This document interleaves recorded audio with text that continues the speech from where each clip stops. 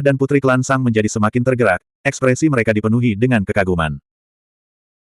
Mereka dulunya adalah musuh, jadi mereka mengerti seberapa jauh pemuda ini pergi, dan betapa tangguhnya dia sekarang.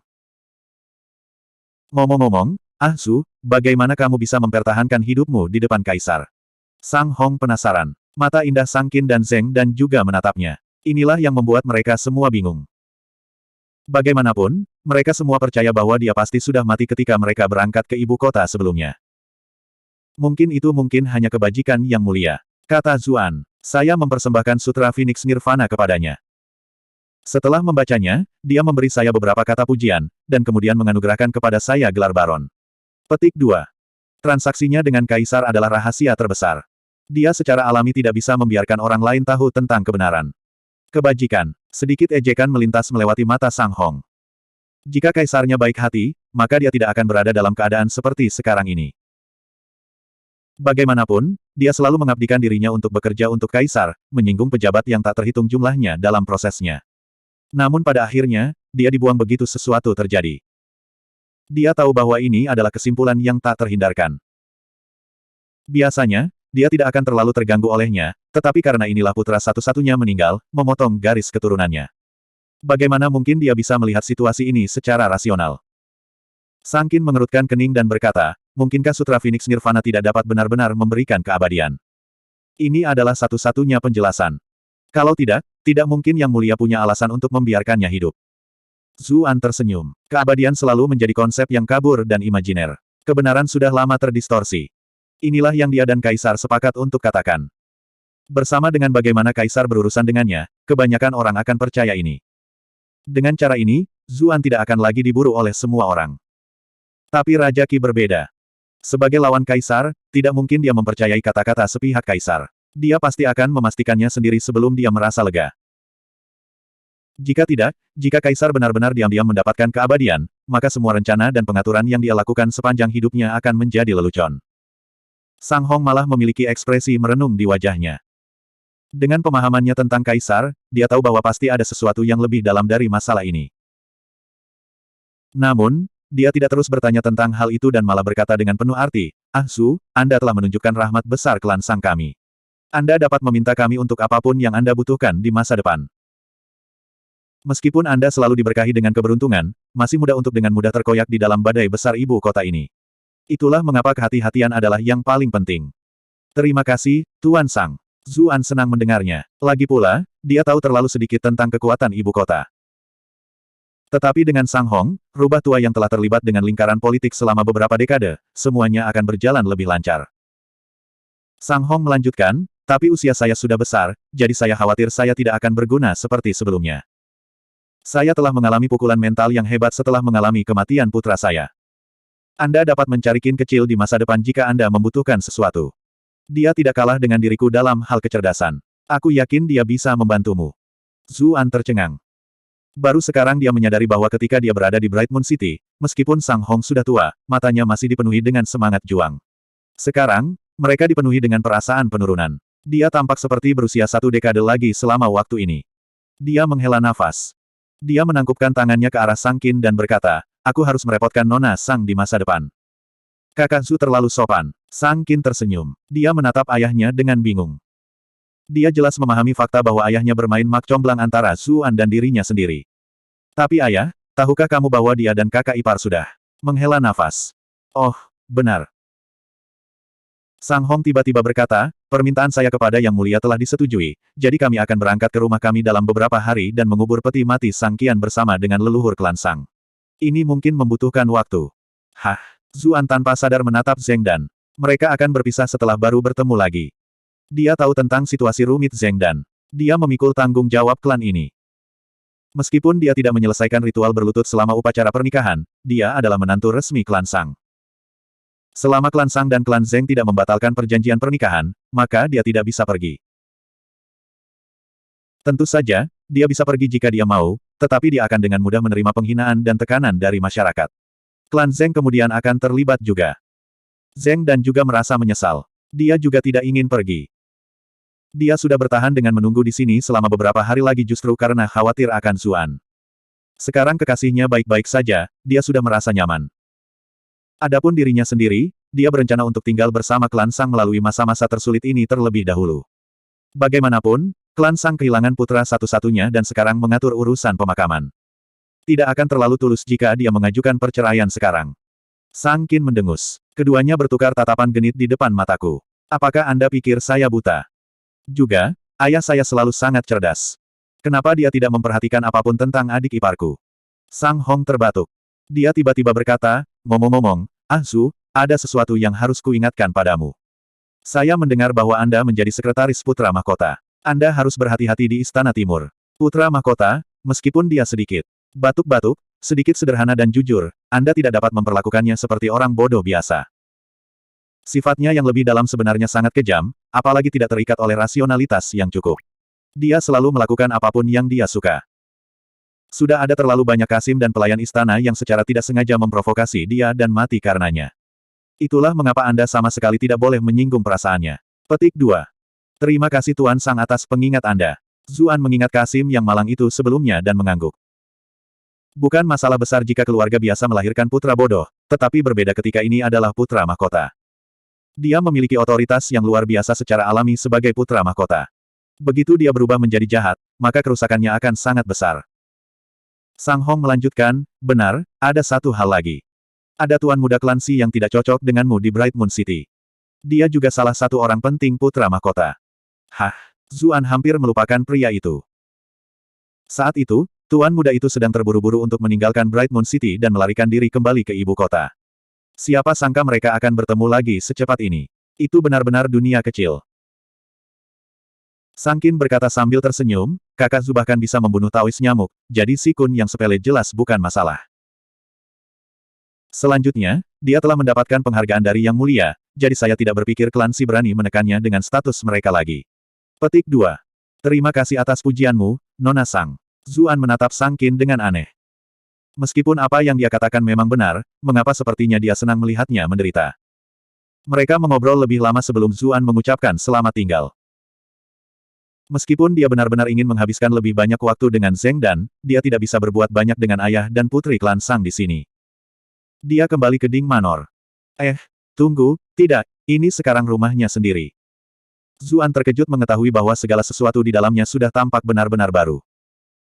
Bagian dalam kamar jelas telah disortir dengan cermat, dan bahkan tempat tidur dan barang-barang lainnya telah diganti. Reaksi pertamanya adalah Zuxi Cixin mengirim seseorang untuk menyelesaikan semuanya, tetapi dia dengan cepat menolak pemikiran ini.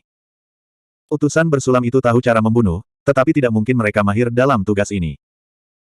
Dia memperhatikan bahwa lingkungan sekitarnya menjadi sedikit mirip dengan klan Chu di Bright Moon City.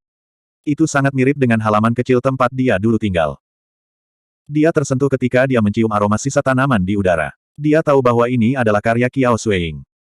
Hanya dia yang mampu, apalagi akrab dengan klan Chu. Salju, di mana kamu Salju? Zuan dengan cepat mencari sosok mungil itu.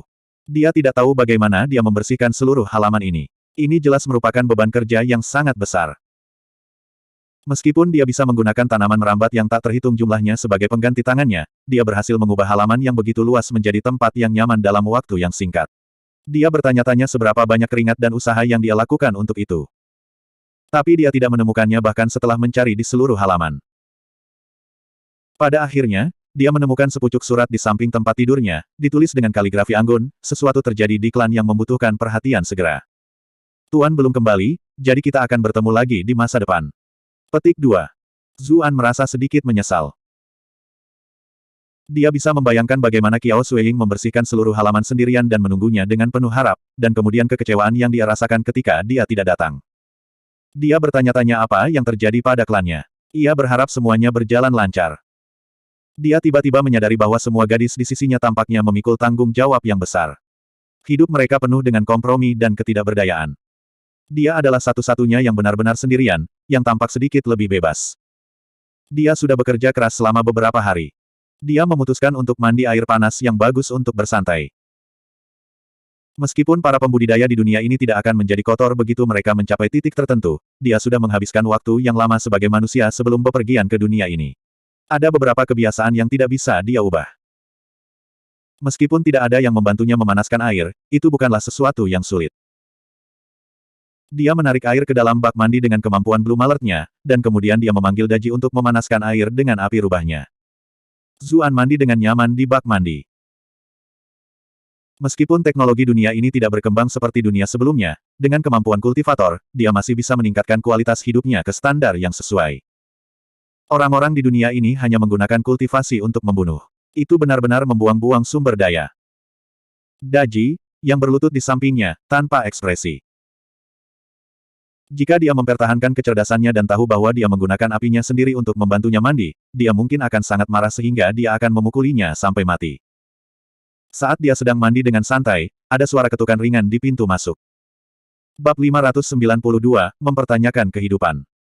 Siapa ini? Zuan terkejut. Dia baru saja tiba di ibu kota dan tidak mengenal banyak orang. Siapa yang akan datang untuk mencarinya saat ini? Aku. Sebuah suara pemalu dan menyenangkan terdengar dari pintu masuk. Zuan sangat gembira. Dia baru saja akan membatalkan pembatasan ketika dia tiba-tiba mendengar seseorang memanjat dinding. Dia mengutuk dalam hati, pembatasan ini benar-benar jelek. Mereka tidak seperti kediaman utusan bordirnya di istana. Itu hanya akan menghentikan beberapa pencuri kecil yang terbaik dan tidak melakukan apapun terhadap mereka yang berkultivasi lebih tinggi. Dia dengan cepat menyingkirkan Daji untuk mencegah penyusup ini melihatnya. Sosok berjubah hitam melompat segera setelah itu. Zuan melambaikan tangannya ke arahnya. Aku di sini. Pengunjung tak dikenal ini mengenakan jubah hitam yang melilit seluruh tubuhnya. Dia tercengang ketika melihat Zuan saat ini berada di dalam bak mandi. Kamu sedang mandi. Suaranya menyenangkan dan menyenangkan. Ini jelas seorang gadis. Zuan menepuk air. Mau masuk. Huff, tidak mungkin. Wanita itu melepas jubahnya, pakaian di dalamnya berwarna putih bersih. Itu mengejutkan Zheng Dan, yang baru saja dia temui. Dia memberitahu di alamatnya sebelumnya, dan tempat ini tidak terlalu sulit ditemukan. Kenapa kamu masih memakai ini? Zuan bertanya dengan rasa ingin tahu. Zheng Dan melengkungkan bibirnya. Saya tidak bisa menahannya, saya menyelinap keluar dari rumah. Saya masih harus kembali lagi nanti, jadi terlalu merepotkan untuk berubah. Jika Anda tidak menyukainya, lalu bagaimana kalau saya ganti di sini? Petik 2. Tidak, itu sempurna. Zuan menariknya ke arahnya. Ah, Zheng Dan sedikit terhuyung. Segera setelah itu, dia mengerti apa yang dia maksud. Wajah cantiknya menjadi merah. Orang cabul. Zuan tertawa. Dia mengangkat tangannya dan membawanya ke bak mandi. Pakaiannya benar-benar basah kuyup dan menekan kulitnya. Sebelum Zheng Dan bisa menyuarakan keterkejutannya pada peningkatan kekuatannya yang tiba-tiba, dia diliputi rasa malu dan malu. Bagaimana aku bisa kembali setelah ini? Api muncul di tangan Zuan. Aku akan mengeringkan pakaianmu nanti. Ini adalah hal yang baik tentang dunia kultivasi. Dia bisa mengurus banyak hal tanpa meminjam perangkat eksternal. Kamu telah membangkitkan kemampuan elemen api. Zheng Dan terkejut. Meskipun dia senang melihat kekasihnya tumbuh lebih kuat, kemampuan yang dia bangun adalah elemen api. Sang Qian juga seorang pembudidaya elemen api. Dia merasa mereka hanya berakhir seperti itu karena mereka tidak cocok seperti api dan air, tetapi sekarang, kekasih aslinya juga seorang pembudidaya elemen api. Dia tidak bisa membantu tetapi merasa khawatir bahwa ini adalah pertanda yang tidak menyenangkan. Zuan tahu apa yang dia pikirkan. Dia berkata sambil tertawa, jangan khawatir, aku tidak hanya membangunkan elemen api. Aku juga bisa mengendalikan air. Jarinya berputar, dan kemudian air bergerak ke arahnya. Kemampuan Blue Mallet memungkinkannya mengontrol elemen air pada tingkat tertentu ketika ada air. Namun, dia tidak bisa menggunakan elemen air di udara untuk pertempuran, dan kendalinya atas elemen yang sama juga sedikit lebih rendah dari seseorang yang mengolah elemen ini. Tapi kemampuan terbesarnya adalah membuatnya menjadi lebih akrab dengan air, membuatnya bahkan bisa bernapas dengan bebas di bawah air seperti ikan. Selanjutnya, akan menjadi lebih mudah baginya untuk mempelajari teknik gerakan elemen air dan keterampilan bertarung di masa depan. Satu-satunya bagian yang kurang saat ini adalah membangkitkan kemampuan elemen air ini. Sepertinya satu-satunya harapannya untuk ini adalah memanggil Valkyrie elemen air. Kekhawatiran Zheng Dan segera berubah menjadi kebahagiaan. Ah Su, kamu sangat hebat. Zuan mendekat dan berkata di dekat telinganya, kamu tahu ada hal lain tentangku yang luar biasa. Kamu sangat menyebalkan, kata Zheng Dan, tetapi matanya berbinar. Zuan tiba-tiba meledak dengan pikiran yang tidak dapat dijelaskan ketika dia melihat gaun berkabung putih salju yang basah kuyup. Bagaimana dia masih bisa menahan diri? Dia melemparkan dirinya ke arahnya dengan geraman. Sementara itu, di sisi lain, Qiu Honglei akhirnya berhasil meyakinkan divisi ibu kota. Dia bergegas menuju halaman Zuan di malam hari. Dia sangat bersemangat ketika dia memikirkan reuni mereka. Dia sudah memiliki kesan yang baik tentang dia ketika mereka berada di Bright Moon City. Kemudian, mereka bertarung bersama dalam perjalanan ke ibu kota. Dia mempertaruhkan nyawanya untuk melindunginya, dan dia juga membantunya menyedot racun. Apakah aku terlalu pendiam saat itu? Istrinya Cucuyan adalah kecantikan es. Apakah dia lebih menyukai tipenya? Bukankah dia hanya berpura-pura baik? Apakah Anda pikir saya tidak bisa melakukan hal yang sama?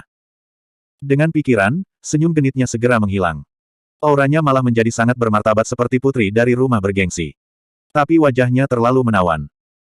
Bahkan jika dia dengan sengaja mengenakan penampilan yang bermartabat ini, dia masih memberikan pesona feminin. Dia mengeluarkan cermin kecil ketika dia berada di luar rumah Zuan dan melihat pantulannya. Lumayan, aku mencuci rambutku sebelum keluar dan memakai riasan ringan. Dia sudah tahu dari interaksi mereka sebelumnya bahwa Zuan tidak terlalu peduli dengan riasan tebal. Sikapnya juga tampak tepat. Dia tidak terlihat genit seperti biasanya. Yup, dia pasti akan jatuh cinta padaku selama aku terus begini. Dia menyingkirkan cermin kecilnya dengan senyum puas. Kemudian, dia diam-diam berjalan untuk mengetuk pintu. Apa, menurutmu aku akan melompati tembok? Meskipun batasannya sama sekali bukan masalah besar bagiku, melompati tembok adalah sesuatu yang akan dilakukan wanita kasar. Sebagai wanita yang bijaksana dan berbudi luhur, tentu saja saya akan masuk dari depan. Jari-jari hijau suburnya baru saja akan mengetuk pintu ketika dia tiba-tiba menangkap beberapa suara samar dari dalam. Senyumnya langsung membeku. Dia sangat marah sehingga dia menendang batu di sisi jalan. Jika dia tahu akan seperti ini, dia seharusnya menyuruh anggota divisi ibu kota itu membakar seluruh tempat ini. Aku sangat marah. Anda telah berhasil mengontrol Qiu Honglei untuk plus 999 plus 999 plus 999. Sayangnya, Zuan benar-benar sibuk sekarang. Dia tidak memperhatikan poin kemarahan sama sekali.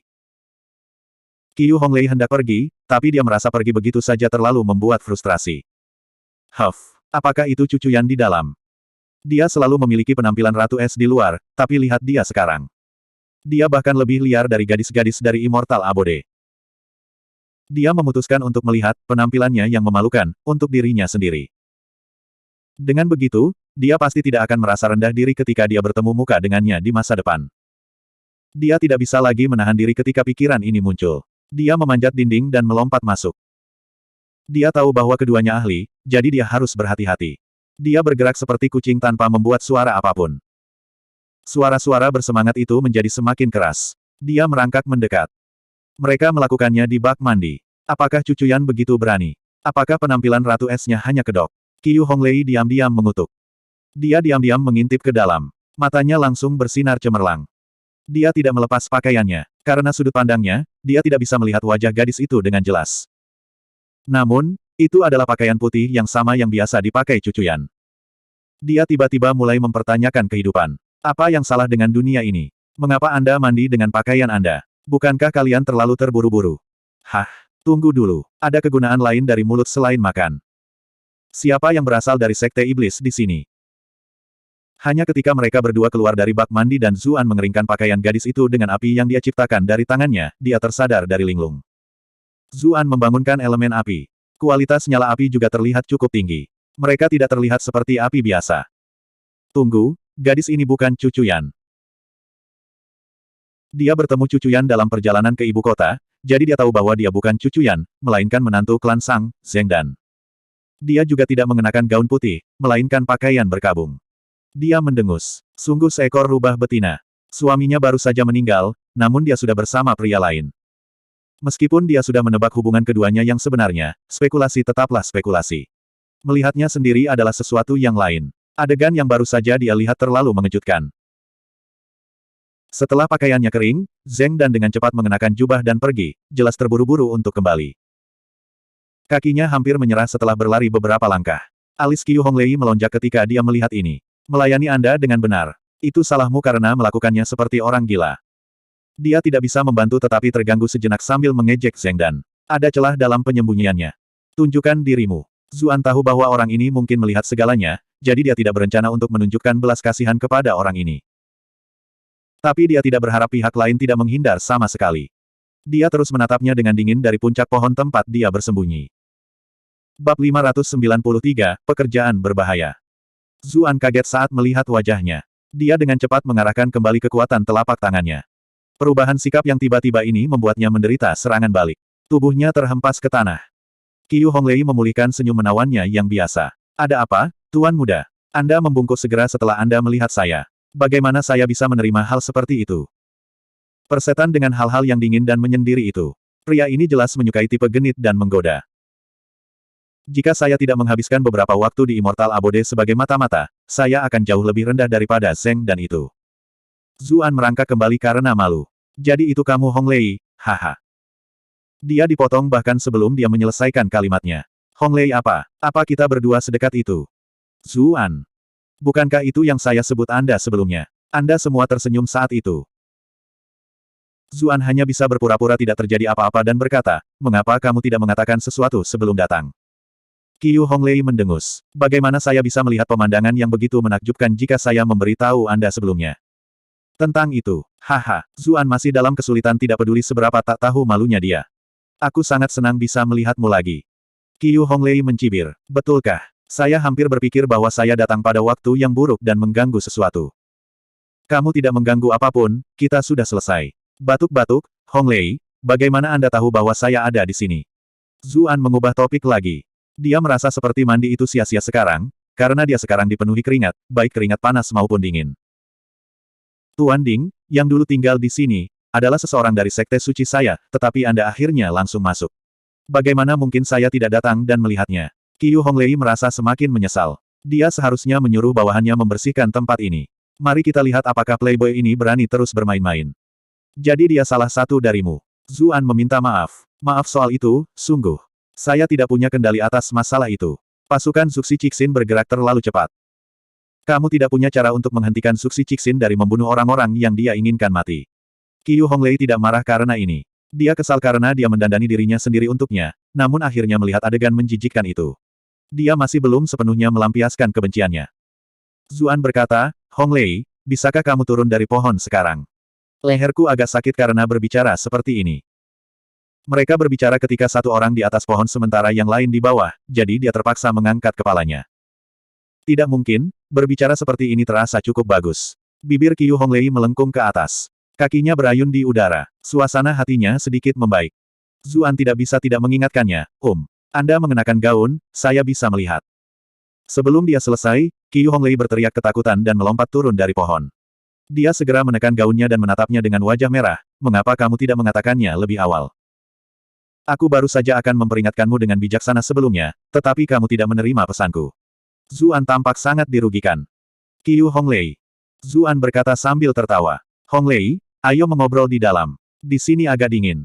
Ini salahmu karena tidak berpakaian dengan benar. Qiu Honglei mendengus. Dia menoleh sedikit untuk menghindari melihat tubuh telanjangnya. Zuan tertawa malu. Dia dengan cepat menemukan pakaian untuk diganti. Qiu Honglei melihat sekeliling ke dalam. Oh. Anda sudah membersihkan bagian dalam dengan cukup baik setelah waktu yang singkat. Saya tidak berharap Anda memiliki keterampilan seperti itu. Petik 2. Kau terlalu memujiku, haha. Zuan jelas tidak bisa mengatakan padanya bahwa ini adalah pekerjaan Qiao Xueying. Meskipun dia dan Qiu Honglei tidak memiliki hubungan yang jelas, insting bertahannya masih menyuruhnya untuk tidak memberitahunya jika dia tidak ingin mati. Qiu Honglei meraih kursi acak untuk duduk. Sekarang setelah beberapa waktu berlalu, sebagian besar rasa frustrasinya telah hilang. Aku tidak menyangka kamu akan selamat dari situasi yang begitu sulit. Terlepas dari apakah kita teman atau musuh, itu adalah sesuatu yang patut dipuji. Petik 2. Saya hanya beruntung. Saya seharusnya berterima kasih atas perhatian Anda selama ini, atau saya tidak akan bisa tiba di ibu kota dengan selamat. Zuan berkata dengan tulus. Qiu Honglei berkata, kamu membuatku terdengar seperti pemberontak sekte suci. Fakta bahwa kamu bisa lolos itu semua karena keahlianmu sendiri. Itu tidak ada hubungannya dengan saya. Zuan mengangguk. Tentu saja, tentu saja. Keduanya saling berpandangan. Tidak perlu bertukar pikiran mereka yang sebenarnya melalui kata-kata.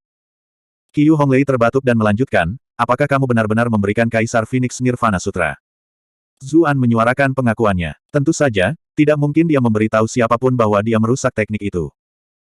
Jika itu masalahnya, kamu seharusnya menyerahkannya kepada tuanku. Siapa tahu, Anda bahkan mungkin menjadi wakil pemimpin sekte atau semacamnya.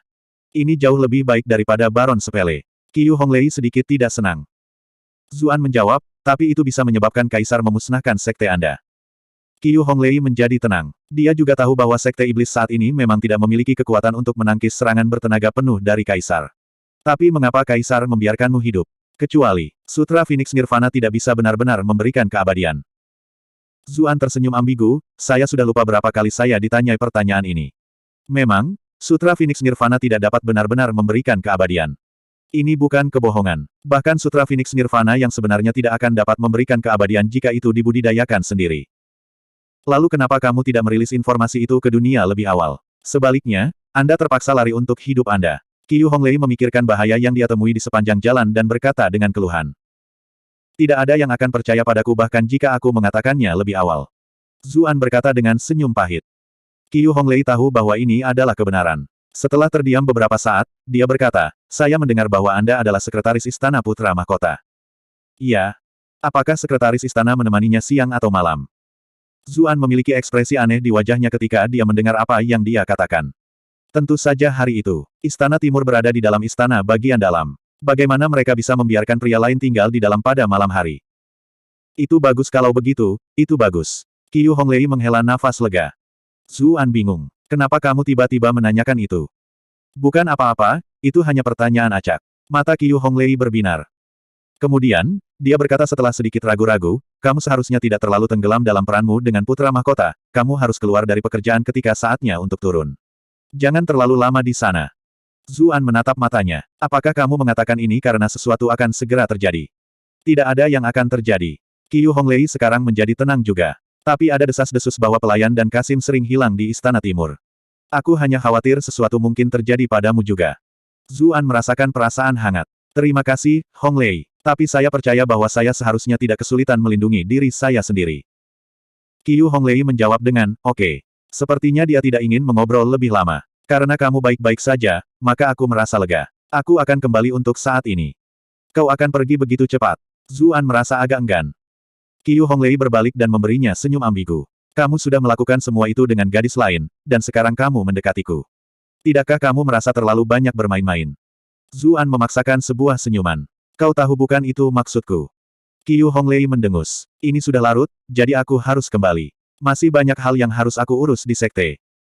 Zuan dengan cepat berkata, beritahu saya jika Anda membutuhkan bantuan di masa depan. Aku sekarang seorang pejabat pengadilan, jadi aku pasti akan menjagamu dengan baik. Qiu Honglei menunjuk ke halaman di sekitar mereka. Pejabat terakhir yang bekerja dengan kami membuat seluruh klannya musnah. Apakah Anda mencoba mengikuti jejaknya? Petik 2. Zuan. Aku hanya membantumu, aku tidak membantu Sekte Iblis.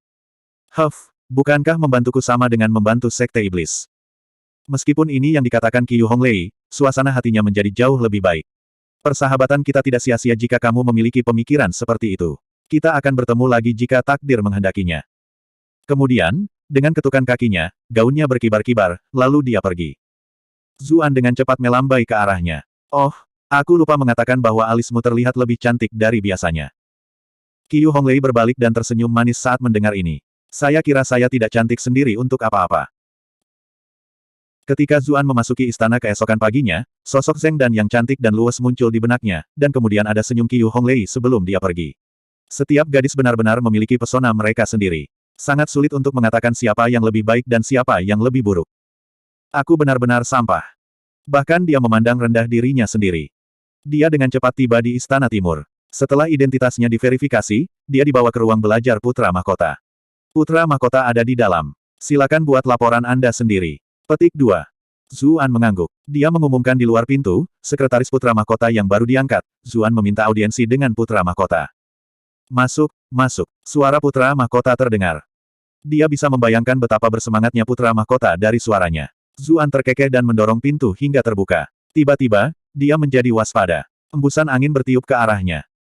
Bab 594, jatuh ke dalam perangkapmu sendiri. Zuan dengan cepat menghindar ke belakang. Dia melihat cairan kuning kotor mengalir dari atas pintu, dan ada tong di bawah. Dia bisa mencium isinya dari jauh. Dia akhirnya menyadari bahwa seseorang meletakkan seember air kencing di atas pintu sebelumnya. Begitu seseorang mendorong pintu dan masuk ke dalam, mereka akan tertutup air kencing. Meskipun itu bukan sesuatu yang mengancam jiwa, itu akan sangat memalukan. Penampilan Sikun muncul di benaknya ketika dia mengingat pengingat Sang Hong. Dia mencibir. Anda lolos cukup cepat dari Bright Moon City terakhir kali, tetapi perhatikan bagaimana saya berurusan dengan Anda kali ini. Karena itu, dia memanggil Blue Malert dan mengirim kembali cairan kuning kotor dengan kecepatan yang lebih besar. Ada dua orang cekikikan di balik pintu. Si gendut jelas adalah putra mahkota, sementara pria di sebelahnya jauh lebih tampan, anak laki-laki yang cantik tidak peduli bagaimana Anda melihatnya. Sangat disayangkan bahwa tatapannya yang jahat merusak perasaan yang dia berikan. Tapi tidak peduli berapa banyak itu merusak penampilannya, dia masih jauh lebih bagus untuk dilihat daripada lemak besar di sebelahnya. Pria ini secara alami adalah Si Kun. Dia hampir meledak karena marah ketika mengetahui bahwa Zuan menjadi sekretaris putra mahkota. Hak apa yang dimiliki Zuan untuk mendapatkan ini? Dia tidak lebih dari jalanan. Tidak hanya dia mendapatkan Dewi yang dia kejar begitu lama, sekarang dia menjadi sekretaris putra mahkota, sederajat dengannya. Orang ini benar-benar yang beruntung. Itulah sebabnya dia memutuskan untuk mengatur seember kencing untuk merusak keberuntungannya yang hancur. Putra mahkota awalnya bodoh, dan dia paling menyukai hal-hal seperti ini. Dia secara alami mudah diyakinkan. Tapi dia tidak berharap pihak lain bereaksi begitu cepat. Lagi pula, dia bahkan mengatur formasi elemen angin di dekat pintu masuk. Tumpukan kencing adalah sesuatu yang bahkan tidak bisa dihindari oleh kultivator peringkat ke-6. Ketika dia melihat cairan kuning yang terbang kembali, mulut putra mahkota terbuka lebar. Dia tidak bisa menghindarinya sendiri. Si Kun memiliki kesempatan untuk memblokir barang-barang ini di tempatnya, tetapi itu berarti dia harus menutupi dirinya dengan barang-barang menjijikan ini. Dia bahkan memastikan untuk mendapatkan kencing dari Kasim paling bau dan paling kotor. Kelopak matanya melonjak, dia benar-benar tidak ingin ditutupi barang-barang ini. Karena itu, dia dengan tegas bergeser ke samping. Putra mahkota tidak seberuntung itu. Meskipun ada seorang Kasim yang ingin menghalangi di depannya, dia masih tertutup dari ujung kepala sampai ujung kaki dalam kotoran ini. Setelah kejutan awal putra mahkota, dia menangis. Wah, muntah. Kencing siapa ini? Kenapa baunya sangat menyengat? Aku pasti akan muntah. Kelopak mata Si Kun melonjak. Dia benar-benar senang bahwa dia tidak mengambil barang-barang ini untuk putra mahkota. Kalau tidak, dia mungkin terluka seumur hidup. Zuan juga tercengang. Dia tahu bahwa segala sesuatunya akan menjadi masalah dari bagaimana si gendut menangis. Lemak sialan ini benar-benar bodoh. Bahkan jika Anda akan mengerjai seseorang, Anda tidak harus berdiri tepat di belakang pintu, bukan? Si Kun melangkah keluar dan berkata, kurang ajar. Anda berani mencoba membunuh putra mahkota. Ini adalah pelanggaran besar yang bisa dihukum dengan membasmi seluruh klanmu. Semua Kasim juga menyuarakan kritik mereka. Lagi pula, beberapa dari mereka juga mengencingi mereka. Ini kencing siapa? Kenapa baunya sangat menyengat? Putra mahkota hendak mengatakan sesuatu, tetapi mulutnya terbuka lebar sebelumnya, jadi ada sedikit yang masuk. Dia segera muntah begitu dia membuka mulutnya. Retih. Petik 2. Kelopak mata Zuan melompat. Dia hanya bisa melihat Si Kun dan berkata, ini kamu lagi. Kau seperti hantu berhantu yang menakutkan. Si Kun mendengus. Kamu bisa menyerah pada pikiran untuk mengisap. Anda menyerang putra mahkota. Tidak ada yang bisa menyelamatkanmu sekarang. Ini adalah alasan lain mengapa dia tidak menghalangi di depan putra mahkota. Dia hanya mencoba melampiaskan kemarahan dengan mengerjai Zuan, tetapi jika putra mahkota adalah orang yang diolok-olok, maka itu akan menjadi bencana mutlak. Bocah Zuan ini pasti sudah mati. Sekelompok penjaga bergegas ketika mereka mendengar berita itu. Mereka tercengang ketika melihat situasi di dalam ruangan. Apa yang sedang terjadi? Mengapa ruang kerja putra mahkota begitu kotor? Tetapi mereka memperhatikan situasi putra mahkota. Selanjutnya, dengan cara Si Kun menunjuk Zuan, mereka semua mengarahkan pedang mereka ke Zuan untuk menangkapnya. Tunggu, Zuan menunjuk Si Kun. Kamu bilang aku mencoba membunuh putra mahkota. Lalu apa yang saya gunakan untuk melakukannya? Petik 2. Tentu saja, Si Kun baru saja akan menunjuk ke ember kencing, tapi dia tiba-tiba tidak bisa melanjutkan. Pembunuh apa yang akan menggunakan seember kencing untuk membunuh? Siapa yang akan percaya padanya? Ini semua salahnya karena mencoba menuduh Zuan dengan kejahatan terburuk. Reaksi pertamanya adalah upaya pembunuhan. Zuan segera berkata, sepertinya kamu ingin mengatakan setumpuk kencing ini, kan? Semua orang tahu bahwa saya tidak datang dengan apapun ketika saya memasuki istana, semua penjaga di sepanjang jalan dapat mengkonfirmasi itu. Berarti kalau kaki tangan saya yang menyiapkan ember kencing ini, maka klannya juga perlu dibasmi, kan? Si Kun segera merasakan sakit kepala. Orang yang menyiapkan ember ini adalah dia. Banyak orang di istana putra mahkota tahu tentang ini, dia tidak bisa menyembunyikan fakta ini bahkan jika dia mau. Bagaimana dia bisa meramalkan bahwa leluconnya akan menjadi bumerang seperti ini? Zuan adalah seorang yatim piatu, dan dia bahkan menceraikan cucuyan. Dia benar-benar sendirian, jadi tidak ada bedanya jika dia dihukum dengan pemusnahan klan 9 generasi. Namun, dia berbeda. Klan Si adalah klan besar. Jika mereka benar-benar terlibat karena ini, maka dia mungkin akan dikuliti hidup-hidup.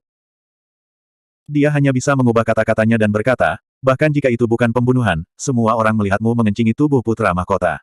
Ini adalah kejahatan besar yang tidak menghormati dan harus dihukum. Memang, muntah.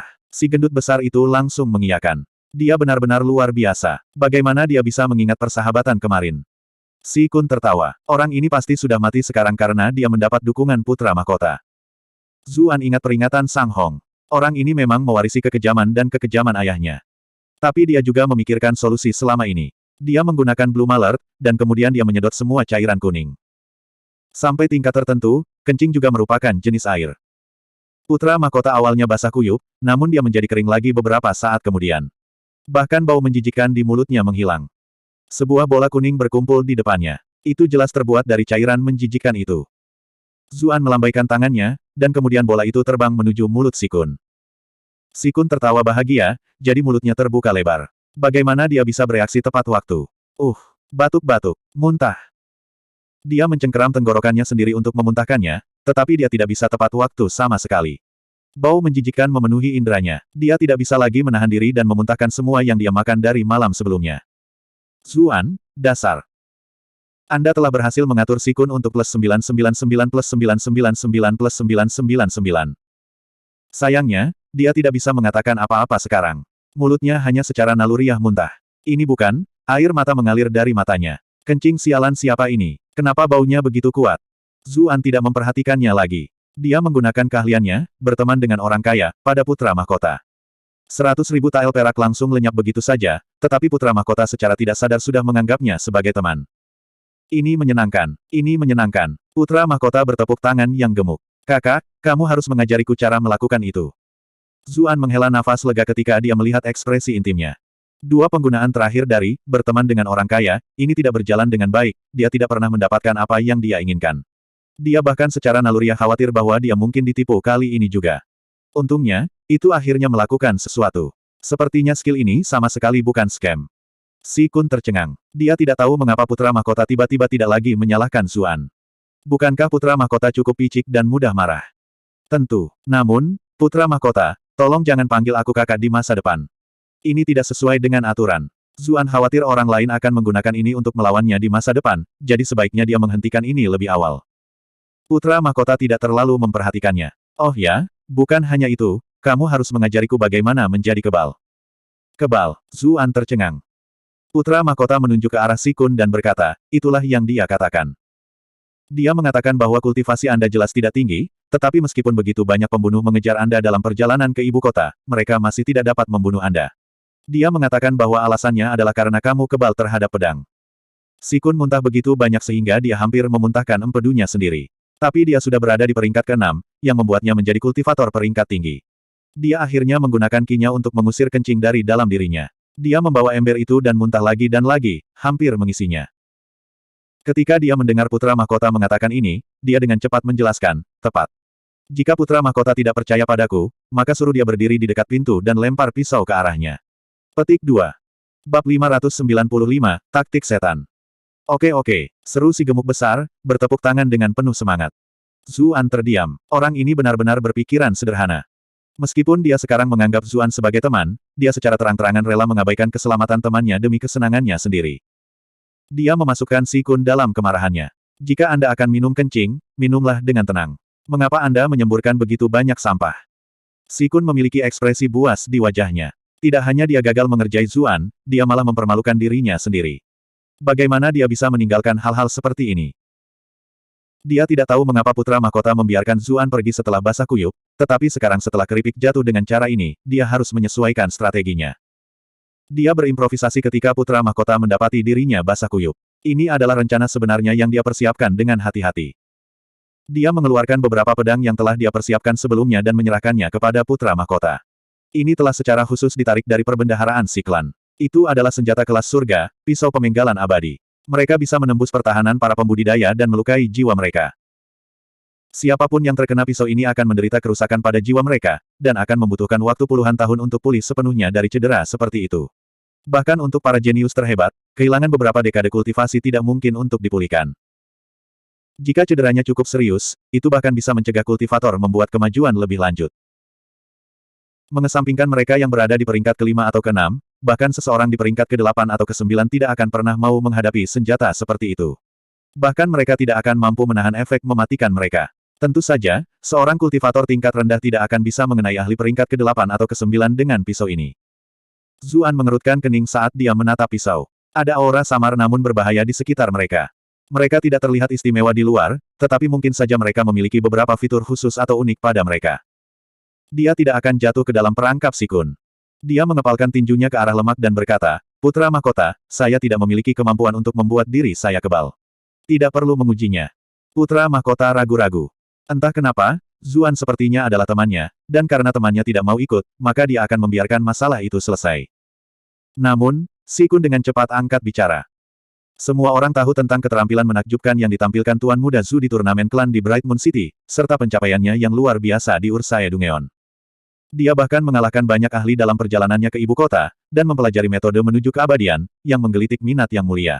Mengapa orang seperti itu bertindak begitu rendah hati? Mata Putra Mahkota berbinar. Kakak, kamu benar-benar hebat. Sama sekali tidak. Zuan terdiam. Si Kun pasti punya niat buruk jika memujinya seperti ini. Benar saja, Si Kun menambahkan, pelayan yang rendah hati ini tahu bahwa Putra Mahkota selalu sederhana dan baik hati, tetapi orang ini tahu metode untuk mendapatkan keabadian. Bahkan jika dia menderita cedera, dia harus segera pulih. Putra Mahkota tidak perlu khawatir. Petik 2. Zuan hampir tertawa terbahak-bahak. Sederhana dan baik hati. Dilihat dari interaksi mereka sejauh ini, Putra Mahkota hanya berpikiran sederhana, dengan sedikit pun kebaikan hati. Dia mencibir. Saudara Si, apakah Anda mungkin lupa perintah yang mulia bahwa semua orang yang menyebut-nyebut keabadian dengan iseng harus dibunuh? Ekspresi Si Kun menjadi serius. Tentu saja aku ingat. Namun, saya tidak berbicara tentang keabadian, saya hanya mengatakan bahwa teknik yang Anda kembangkan itu hebat, dikagumi bahkan oleh Yang Mulia. Dia bahkan memberimu gelar Baron. Karena Anda datang untuk melayani sebagai sekretaris Putra Mahkota, Anda harus membantu Putra Mahkota memperluas wawasannya. Petik 2. Ya, aku ingin melihat ini. Putra Mahkota terpental dengan kegembiraan, matanya penuh harapan. Zuan mengerutkan kening. Saya khawatir akan sulit untuk mendemonstrasikan Sutra Phoenix Nirvana sendirian. Tuan Muda Si, apakah Anda bersedia bekerja sama dengan saya dalam demonstrasi ini untuk Putra Mahkota? Ekspresi Si Kun berubah. Dia hampir terbunuh di pintu masuk ke ruang bawah tanah di belakang Akademi Bright Moon sebelumnya. Meskipun ia telah tumbuh dalam kekuatan, Zuan telah berhasil tetap hidup bahkan melalui pertemuannya dengan Taois Nyamuk, 8 soliter sekte iblis, elf gelap, dan segala macam upaya pembunuhan. Dia tidak berani melawan orang seperti itu. Jika Zuan menggunakan kesempatan ini untuk membalas dendam, dia akan mati bahkan sebelum dia mulai mengasihani dirinya sendiri. Berpikir cepat, dia berkata, keterampilan Tuan Muda Zhu terkenal. Orang yang rendah hati ini tidak berani mempermalukan dirinya sendiri. Jika kamu tidak mau memasukkan kulit ke dalam permainan, lalu mengapa kamu berbicara begitu banyak memukul? Zuan mendengus, menatapnya dengan jijik tanpa filter. Kemarahan melonjak dalam diri Si Kun. Lagi pula pria ini adalah dari jalanan. Dia benar-benar tidak tahu mengapa nona pertama Chu akhirnya menyukai pria ini. Anda telah berhasil mengendalikan Si Kun untuk 456 poin kemarahan. Si Kun menarik napas dalam-dalam. Ini bukan waktunya bagi kita untuk bertarung di antara kita sendiri. Kami di sini untuk menunjukkan ketangguhan Anda yang luar biasa kepada Putra Mahkota, dengan mengizinkannya melemparkan pisau ini kepada Anda. Putra Mahkota hanya sedikit lebih baik daripada orang biasa. Mungkinkah Anda takut melakukan ini? Petik 2. Zuan berkata sambil tersenyum. Tuan Muda Si, apakah Anda menyiratkan bahwa kultivasi Putra Mahkota rendah, dan dia bodoh? Si Kun, apakah itu yang kamu katakan? Si gemuk besar bertanya, menatapnya dengan marah. Si Kun segera berkeringat dingin. Jelas bukan itu maksudku. Putra Mahkota adalah pewaris tahta, dan tidak perlu berkultivasi sama sekali. Untuk itulah para kultivator seperti kita ada di sini. Kami di sini untuk melayani, dan mengambil tugas paling berbahaya atas nama Anda. Putra Mahkota mengangguk puas. Itu lebih seperti itu. Zuan harus mengakui bahwa waktu reaksi Si Kun dan kefasihannya adalah yang terbaik. Dia bahkan bisa dengan bijaksana mengeluarkan dirinya dari situasi seperti itu. Takut Zuan akan mengatakan sesuatu yang lain, Si Kun mengambil inisiatif untuk berbicara. Putra Mahkota hanya ingin melihat keahlianmu. Apa arti dibalik semua alasan ini? Apakah Anda memandang rendah Putra Mahkota? Petik 2.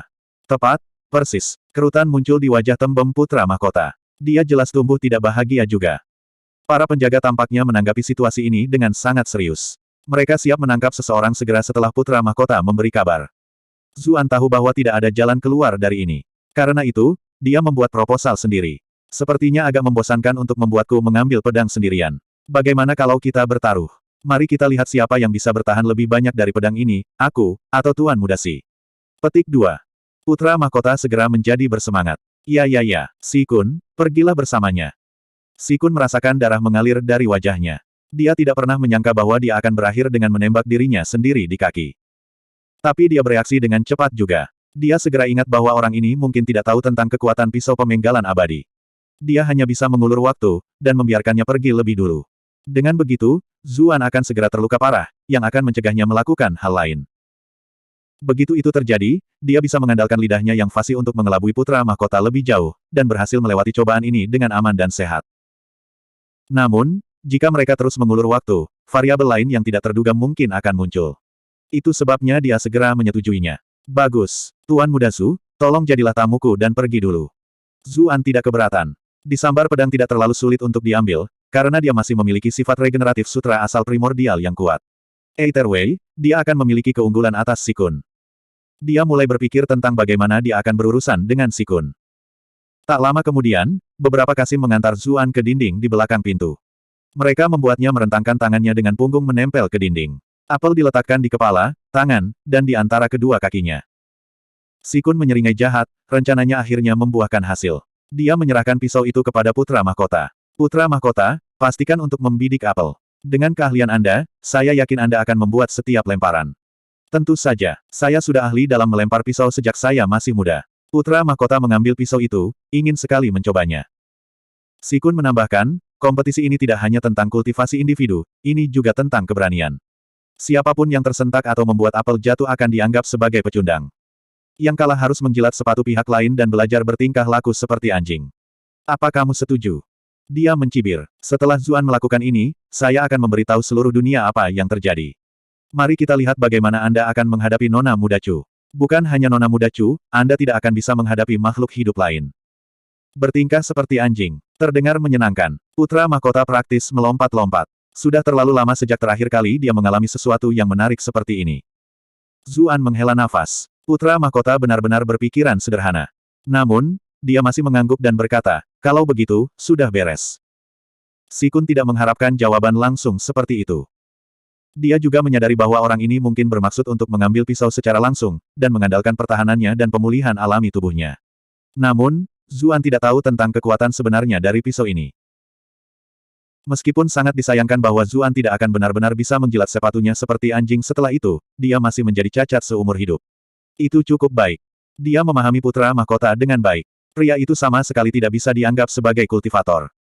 Yang Mulia telah menganugerahkan sumber daya berharga yang tak terhitung jumlahnya padanya, dan beberapa individu telah dengan paksa mentransfer ki mereka sendiri ke dalam dirinya juga. Meskipun dia lebih kuat dari orang biasa, dia sama sekali tidak tahu bagaimana menggunakan ki-nya. Lupakan untuk melakukan setiap lemparan, itu akan menjadi keajaiban jika dia memukul satu apel saja. Zuan akan berubah menjadi landak. Bab 596, bagaimana ini mungkin? Zuan tiba-tiba angkat bicara. Saya sudah menyetujui ini, tetapi bagaimana jika Tuan Muda Si kembali pada kata-katanya setelah saya mengambil giliran saya? Mengapa saya harus kembali pada perjanjian ini? Si Kun mencibir. Dengan putra mahkota di sini, dan begitu banyak kasim dan penjaga sebagai saksi, apa yang perlu dikhawatirkan? Tepat. Jika dia mengingkari janjinya, aku akan membunuhnya. Si gendut besar menepuk dadanya sebagai janji. Zuan mencibir. Jika Anda terlahir sebagai orang biasa, Anda mungkin sebenarnya telah diberikan otoritas itu. Sayangnya, Anda bodoh, jadi Anda tidak memiliki kekuatan nyata sebagai putra mahkota. Tentu saja, jika dia tidak bodoh, dia tidak akan pernah menyetujui kompetisi yang tidak masuk akal ini. Zuan menggelengkan kepalanya. Jika itu orang lain, saya tidak akan khawatir. Namun, saya pernah mendengar bahwa ayah Tuan Muda Si adalah Menteri Perang Pengadilan Agung, salah satu dari 8 adipati yang terhormat. Bahkan Yang Mulia perlu menunjukkan rasa hormat padanya. Tidak ada yang bisa kita lakukan padanya bahkan jika dia mempermalukan dirinya sendiri hari ini. Si Kun mengerutkan kening. Kalau begitu, apa yang kamu usulkan? Menurut pendapat saya, Anda hanya membuat banyak alasan karena Anda takut. Petik 2. Nada bicara Zuan acuh tak acuh. Jika Anda benar-benar ingin bersaing dengan saya, maka mari bersumpah, dengan dunia sebagai saksi kita. Dia selalu penasaran mengapa kontrak dunia ini tidak bisa dilanggar. Saat kultivasinya semakin dalam, dia secara bertahap memahami cara kerja hukum alam. Kontrak yang dibuat di bawah sumpah sering bergaung dengan alam, dan karena itu, tidak ada cara untuk keluar darinya. Si Kun menemukan dirinya di tempat yang mengerikan. Dia telah merencanakan untuk keluar nanti, tetapi begitu dia membuat sumpah ini, dia tidak punya pilihan selain mengambil gilirannya sendiri. Dia tahu tujuan buruk putra mahkota, dan dia benar-benar tidak berharap untuk menjadi lumpuh juga. Sebuah pikiran muncul di benaknya, dan dia segera mengangkat tangannya dan mengucapkan sumpah. Dalam beberapa saat, keduanya merasakan gelombang hukum alam memasuki tubuh mereka. Si Kun tidak khawatir, karena dia telah membuat celah dalam sumpahnya. Dia hanya berjanji bahwa dia juga akan mengambil gilirannya setelah Zuan mengambilnya. Dia harus berdiri di dinding juga, tapi dia bisa mengakui kekalahan sebelum satu pisau dilempar. Either way, Zuan sudah tidak sadarkan diri, berkat jiwanya yang terkoyak, jadi dia tidak akan dipaksa untuk menjilat sepatunya dan berpura-pura menjadi anjing lagi. Dia akan memiliki lebih banyak kelonggaran setelah itu terjadi. Dia benar-benar akan bangkrut. Demi melumpuhkan Zuan, dia tidak ragu menempatkan dirinya dalam bahaya. Melihat bahwa dia telah bersumpah, Zuan mengangguk puas. Dia bersandar dengan santai ke dinding, dan bahkan dengan santai memeriksa kesegaran apel. Saya siap. Silakan mulai, Putra Mahkota. Little Su dan Little He, yang telah mengatur apel untuknya, terlihat simpati. Beberapa tahun yang lalu, Putra Mahkota telah memutuskan untuk belajar cara melempar pisau sesuka hati. Dia telah menempatkan apel di tubuh Kasim juga, dan hanya akan berhenti ketika dia berhasil mengenai semua apel. Pada tingkat keterampilan Putra Mahkota, dia hanya akan memukul satu dari setiap lusinan lemparan, sebagian besar karena keberuntungan belaka. Setiap kali, selusin Kasim yang lebih rendah akan menderita. Jika mereka tidak terkena di tempat vital, mereka masih bisa pulih setelah masa penyembuhan. Namun, mereka yang tidak beruntung yang terkena di area vital akan mati di tempat. Sekretaris Putra Mahkota ini mungkin sudah tamat. Cepat, menyingkir. Saya akan mulai. Putra Mahkota melambaikan tangan pada para Kasim dengan tidak sabar.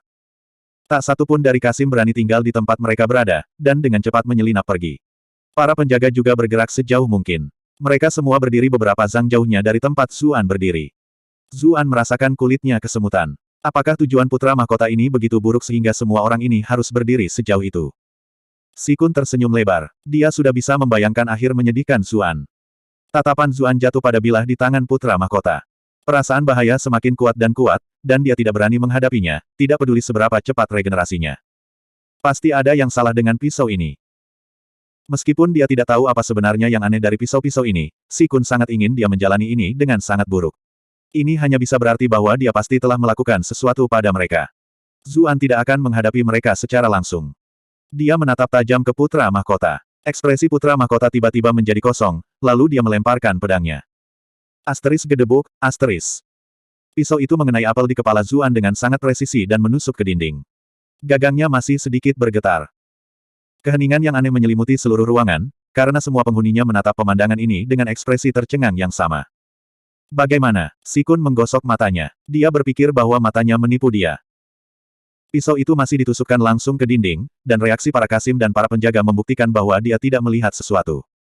Putra Mahkota benar-benar sangat beruntung. Brengsek. Hal semacam ini pernah terjadi sebelumnya. Setelah sekitar selusin pisau, Putra Mahkota entah bagaimana berhasil mendapatkan satu tepat sasaran. Si Kun menghela nafas lega ketika dia mengingat ini. Putra Mahkota melemparkan pedang kedua, dan Si Kun tercengang dengan cara dia melemparkannya.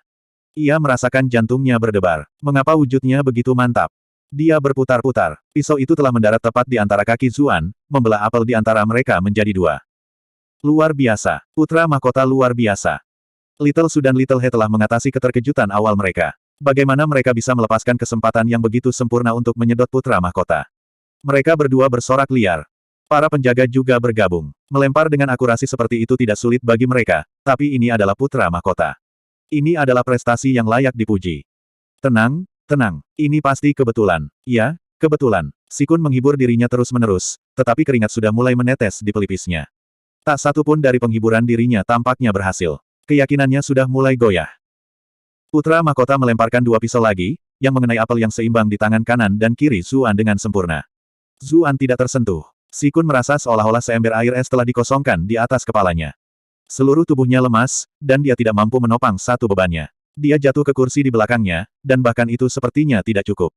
Dia harus bergoyang beberapa kali untuk mencegah dirinya meluncur ke lantai. Bagaimana ini mungkin? Bagaimana ini mungkin? Si Kun panik di dalam. Itu bukan hanya karena dia tidak berhasil menyakiti Zuan. Dia juga khawatir tentang hal lain. Mendarat satu lemparan bisa jadi kebetulan, tapi bagaimana bisa mendaratkan 4 lemparan berturut-turut juga kebetulan. Mungkinkah selama ini Putra Mahkota berpura-pura berpikiran sederhana? Apakah dia sengaja memasang penampilan seperti itu untuk menipu semua orang? Itu masuk akal. Yang mulia benar-benar luar biasa. Bagaimana bisa orang seperti itu melahirkan seorang idiot? Bagaimana dia bisa bersikeras mewariskan tahta kepadanya bahkan jika dia tahu bahwa dia adalah seorang idiot? Duo ayah dan anak ini pasti merencanakan sesuatu yang besar. Mereka dengan sengaja membuat putranya tampak bodoh untuk memancing subjek yang tidak setia, sehingga mereka bisa menangkap mereka semua sekaligus. Aku sudah selesai. Saya belum terlalu menghormati putra mahkota selama ini, dan sering bermain dan bertindak seolah-olah dia bodoh. Putra mahkota pasti mengingat semua ini. Aku sudah selesai untuk. Zuan tidak tahu bahwa semua ini terjadi dalam pikiran Si Kun. Dia adalah satu-satunya yang tahu kebenarannya. Putra mahkota ini sama sekali tidak menyembunyikan apapun. Kecerdasannya benar-benar pada tingkat anak-anak. Inilah tepatnya mengapa dia bisa menggunakan lencana batu giok untuk sementara mengendalikan putra mahkota. Lencana itu berguna untuk melawan makhluk dengan kecerdasan lebih rendah. Zuan telah mempertimbangkan ini pertama kali dia bertemu putra mahkota. Orang biasa tidak dapat dikendalikan oleh lencana batu giok, tetapi putra mahkota sangat bodoh. Sampai tingkat tertentu, dia bisa dianggap sebagai bentuk kehidupan dengan kecerdasan yang lebih rendah. Zuan tertarik untuk mengetahui apakah lencana giok bisa mengendalikannya. Dia tidak dapat menguji teori ini sebelumnya, tetapi dengan bencana besar yang membayanginya, dia harus mencobanya. Awalnya agak sulit, tetapi begitu dia menggunakan, bertemanlah dengan orang kaya, putra mahkota tidak begitu menentangnya. Dia menemukan bahwa dia bisa mengendalikannya, yang membuatnya sangat gembira. Baru kemudian dia setuju untuk mengambil bagian dalam pertaruhan ini dengan Si Kun. Zuan baru saja menggunakan lencana batu giok untuk mengendalikan putra mahkota. Dalam arti tertentu, orang yang melempar pisau bukanlah putra mahkota, tetapi dia. Mengingat budidaya Zuan, memukul apel dari jarak dekat seperti itu cukup mudah. Tentu saja, dia hanya bisa mengendalikan putra mahkota untuk waktu yang singkat, tetapi itu sudah lebih dari cukup. Zuan diam-diam menghitung berkahnya. Dia menjauh dari dinding, mengeluarkan pisau yang tersangkut di dalamnya dan menyerahkannya kembali kepada putra mahkota. Baru saat itulah dia melihat Si Kun, terbungkus lemas di kursi. Tuan Muda Si, saya percaya ini giliran Anda, katanya, senyum lebar di wajahnya. Bab 597, Pemandangan Tragis. Kelopak mata Si Kun berkedut, dan dia memaksakan senyum dengan susah payah. Saudara Zhu menyelesaikan tugas dengan sangat sempurna, tidak mungkin saya bisa melakukan yang lebih baik. Aku tidak akan mempermalukan diriku sendiri. Oh, Tuan Muda Si, apakah kamu akan kembali pada kata-katamu? Cemooh Zuan, kamu baru saja bersumpah. Tidakkah kamu ingat? Si Kun hampir menangis. Dia tidak pernah berharap untuk menembak dirinya sendiri di kaki. Dia merasa seolah-olah berada dalam mimpi. Dia benar-benar tidak bisa mengerti bagaimana putra mahkota berhasil mendaratkan keempat pisau. Putra mahkota masih berdengung dengan kegembiraan. Tepat, cepat dan pergi sudah. Saya merasa hebat hari ini, dan saya ingin lebih menikmati perasaan ini. Bagaimanapun, dia masih manusia, dan ada batasan berapa lama Zuan bisa mengendalikannya. Dia sudah sangat bersyukur bahwa dia telah berhasil melewati lemparan pisau. Putra mahkota sekarang kembali ke dirinya yang biasa. Putra mahkota sendiri merasa seolah-olah dia melayang di awan. Dia entah bagaimana telah membuat keempat lemparan, namun dia masih merasakan kekosongan aneh di dalam dirinya. Dia ingin melakukannya lagi untuk menghidupkan kembali sensasinya. Si Kun menatap putra mahkota dengan kaget. Beberapa saat yang lalu, putra mahkota telah mengeluarkan aura yang dalam dan tak terduga. Kenapa dia sekarang tampak seperti orang bodoh lagi? Apa dia melakukan ini untuk membalasku? Tidak mungkin. Aku sudah berada di sisi putra mahkota begitu lama. Bahkan jika saya tidak pernah memberikan kontribusi besar atas namanya, saya masih bekerja keras. Aku masih harus lebih dekat dengannya daripada Zuan, kan? Putra mahkota pasti berencana untuk membantuku dan menyerang keempat apel itu juga. Dengan begitu, semua orang akan bahagia. Dengan pemikiran ini, batu yang membebaninya akhirnya menghilang. Zuan semakin tidak sabar. Tuan Muda Si, jika kamu tidak akan bersaing, maka akui saja kekalahan. Merangkak berdiri dan mulai menggonggong seperti anjing. Tunggu, kakimu dijilat oleh pria dewasa sepertinya agak menjijikkan. Apakah orang ini aneh? Mengapa dia datang dengan taruhan ini? Kurasa aku bisa tahan jika melihatnya bertingkah seperti anjing. Si Kun percaya bahwa dia telah mengetahui apa yang dipikirkan putra mahkota, jadi tidak mungkin dia akan tahan dengan ini. Amarahnya langsung mendidih. Dasar, apakah Anda pikir saya akan kalah dari Anda? Jika saya harus melakukannya, maka saya akan melakukannya. Petik 2. Anda telah berhasil mengendalikan Si Kun untuk 999 poin kemarahan. Dia berjalan ke dinding dan merentangkan tangannya. Ayo, taruh apel itu padaku. Apa yang perlu saya khawatirkan ketika putra mahkota tidak pernah ketinggalan? Petik 2. Dia menghujani putra mahkota beberapa pujian, sama seperti Filsef. Tentu saja, aku tidak ketinggalan. Mata putra mahkota awalnya tidak besar, dan ada begitu banyak daging di wajahnya. Dia tersenyum sangat keras dari semua pujian yang dia dengar sehingga matanya benar-benar menghilang. Little Su dan Little He merasakan kelopak mata mereka sendiri berkedut. Putra mahkota, bagaimana Anda bisa mengatakan itu? Apakah kamu tidak takut arwah semua kasim kecil yang kamu bunuh itu akan kembali menghantuimu? Setelah apel diletakkan di tempatnya, putra mahkota tiba-tiba bergumam pada dirinya sendiri, saya sudah membuat 4 buah berturut-turut.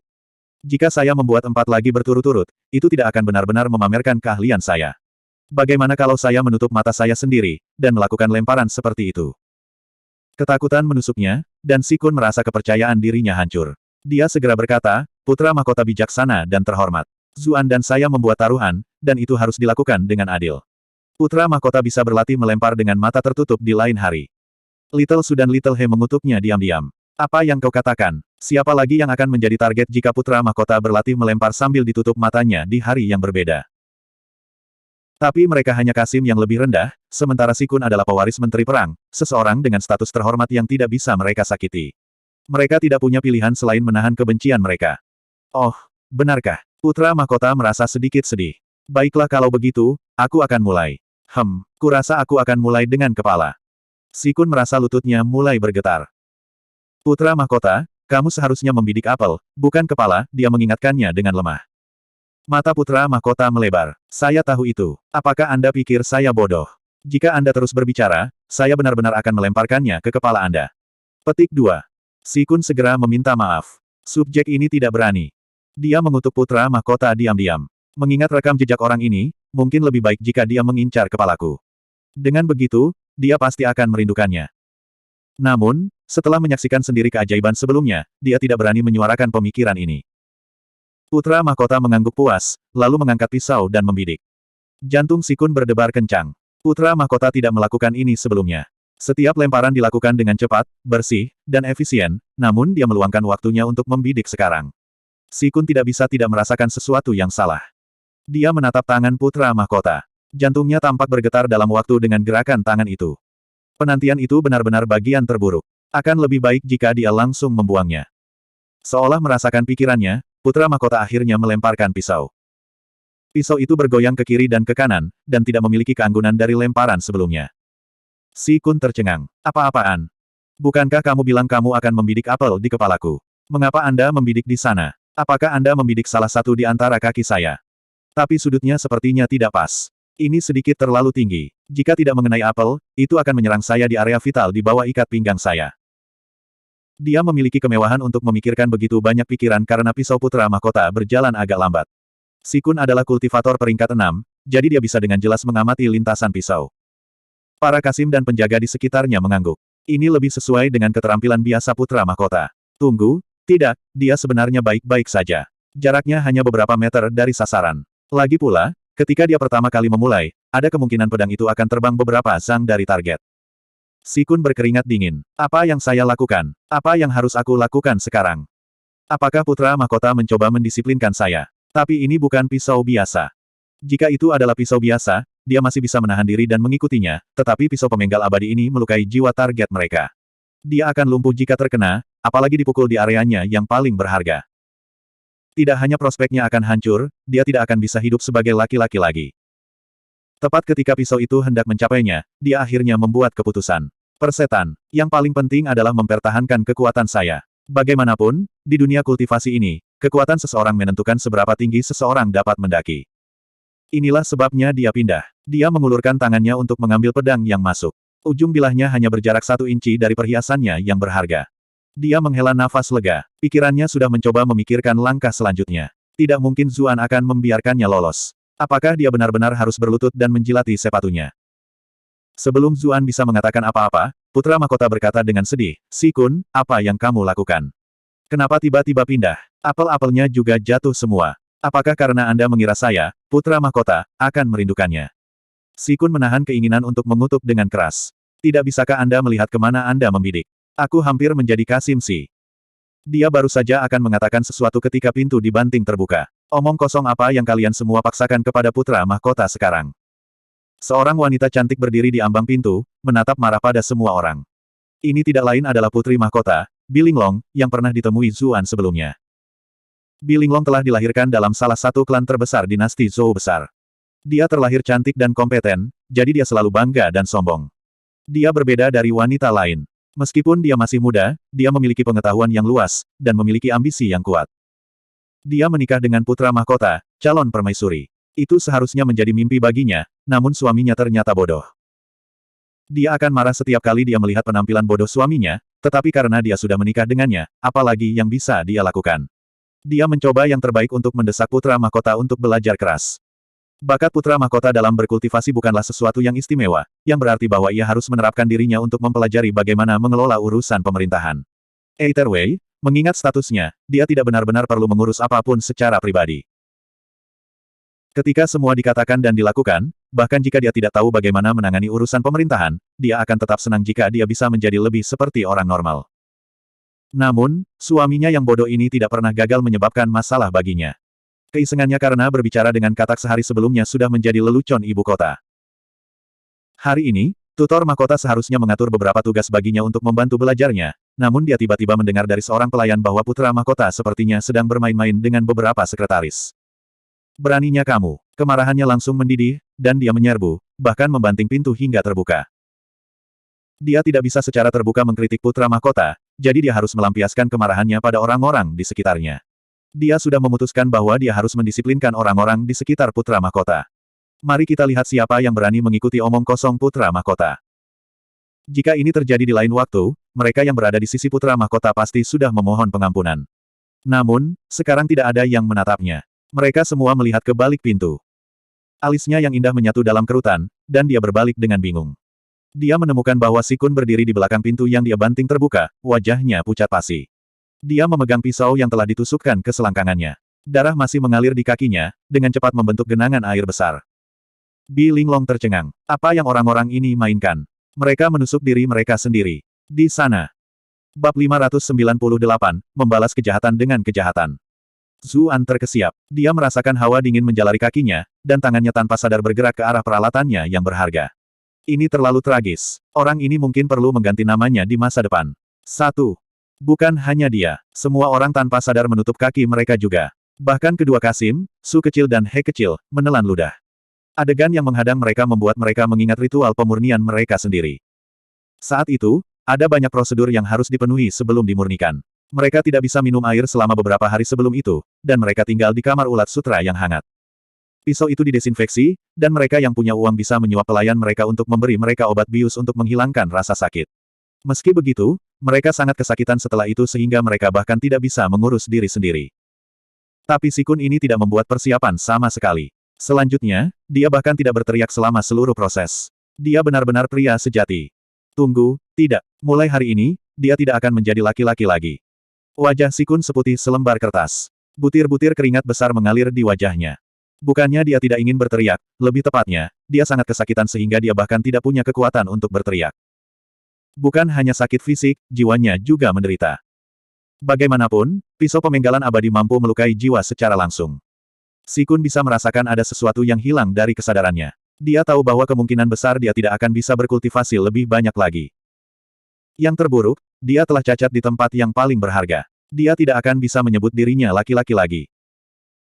Jika Zuan adalah orang yang melakukan ini, dia bisa mengandalkan kekuatan klannya untuk membuat Zuan membayar dengan nyawanya, tapi ini adalah perbuatan putri mahkota.